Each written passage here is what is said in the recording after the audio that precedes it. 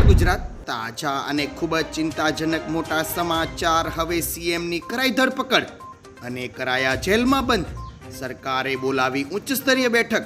PM મોદીનો આરોપ અને સુપ્રીમ કોર્ટ જેવા નિર્ણયના સમાચાર જાણતા પહેલા તમે જો ચેનલમાં નવા હો તો ખાસ મિત્રો આપણી ચેનલને ફટાફટ સબસ્ક્રાઇબ કરી લેજો, કારણ કે રોજના તાજા અને મહત્વના સમાચાર આખો દિવસના સવાર બપોર સાંજ નિયમિત અમે તમને આપતા રહીશું। વિડીયો પસંદ આવે તો લાઈક કરી દેજો અને વધુને વધુ આપના મિત્રોને ઝડપથી મોકલી આપજો।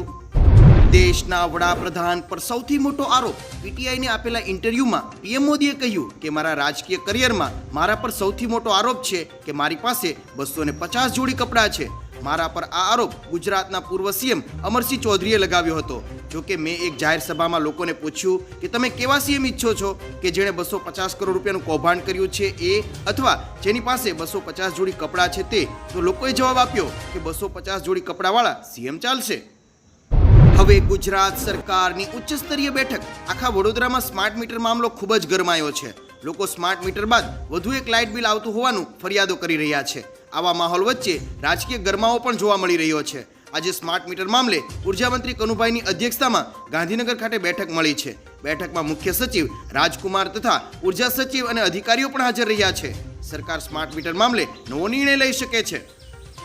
તો હવે મિત્રો જાણી લો સ્માર્ટ મીટરને લઈને ગુજરાત સરકારનો મોટો નિર્ણય। છેલ્લા અઠવાડિયાથી વડોદરા અને સુરતમાં સ્માર્ટ મીટરનો મામલો વધુ ગરમાયો હતો, જેને લઈને સરકારે નિર્ણય કર્યો છે કે હવે સ્માર્ટ મીટર ઘરોમાં લગાવવામાં નહીં આવે। સ્માર્ટ મીટરો સરકારી ઓફિસોમાં લગાવવામાં આવશે। સરકારી ઓફિસોમાં ટેસ્ટિંગ કરવામાં આવશે। સરકારી ઓફિસોમાં સફળ પ્રયોગ થયા બાદ ઘરોમાં લગાડવામાં આવશે। તો તમને શું લાગે છે, આ નિર્ણય યોગ્ય છે? હવે મુખ્યમંત્રીને મારી નાખવાની ધમકી આપનારની કરાઈ ધરપકડ। દિલ્હી મેટ્રો સ્ટેશન અને ટ્રેનની અંદર કેજરીવાલને મારી નાખવાની ધમકી આપતા મેસેજ લખનાર યુવકની ધરપકડ કરવામાં આવી છે। આરોપીનું નામ અંકિત ગોયલ છે અને તે બરેલીનો રહેવાસી છે। તે ઘરની નોંધણી માટે ગ્રેટેડ નોઈડા આવ્યો હતો। અંકિત એક પ્રસિદ્ધ બેંકમાં નોકરી કરે છે। તેને કોઈ રાજકીય પક્ષ સાથે અથવા પાર્ટી સાથે લેવા દેવા નથી। પોલીસે તેની માનસિક સ્થિતિ ખૂબ જ ખરાબ હોવાનું અનુમાન લગાવ્યું છે।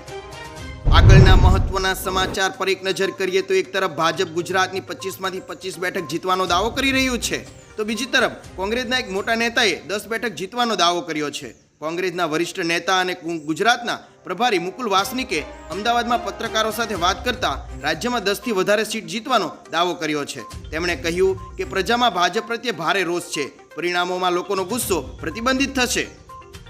વધુમાં મિત્રો તમને જણાવી દે કે સ્માર્ટ મીટરને લઈને ગુજરાત સરકારે લીધો મોટો નિર્ણય। તે મુજબ હવે સ્માર્ટ મીટર સાથે જૂના મીટર પણ લગાડવામાં આવશે। લોકોની ગેરસમજ દૂર કરવા સ્માર્ટ મીટર સાથે વધુ એક મીટર લાગશે। જે વીજ ગ્રાહક માંગણી કરશે તેને આ સ્માર્ટ મીટર સાથે વધુ એક મીટર લાગશે। લોકોનું કહેવું છે કે પહેલાના મીટર કરતાં સ્માર્ટ મીટરમાં વધુ બિલ આવે છે। ગેરસમજ દૂર કરવા સરકારી કચેરીમાં પણ સ્માર્ટ મીટર લગાડવામાં આવશે। હવે મુખ્યમંત્રીની કરાઈ ધરપકડ, જેલમાં બંધ અને સુપ્રીમ કોર્ટે આપ્યો મોટો ઝટકો। ઝારખંડના પૂર્વ મુખ્યમંત્રી હેમંત સોરેન જેલમાં છે। જમીન કૌભાંડ સંબંધિત મની લોન્ડરિંગ કેસમાં સોરેનની ધરપકડ કરવામાં આવી છે। તેમણે લોકસભા ચૂંટણીમાં પ્રચાર માટે વચગાળાના જામીન માંગ્યા હતા। તેમની આ અરજીને સુપ્રીમ કોર્ટે ફગાવી દીધી છે। આ અરજીના વિરુદ્ધમાં ઈડીએ દલીલ કરી હતી કે જો હેમંત સોરેનને ચૂંટણી પ્રચાર માટે વચગાળાની જામીન આપવામાં આવશે તો જેલમાં બંધ તમામ નેતાઓ જામીન માંગશે।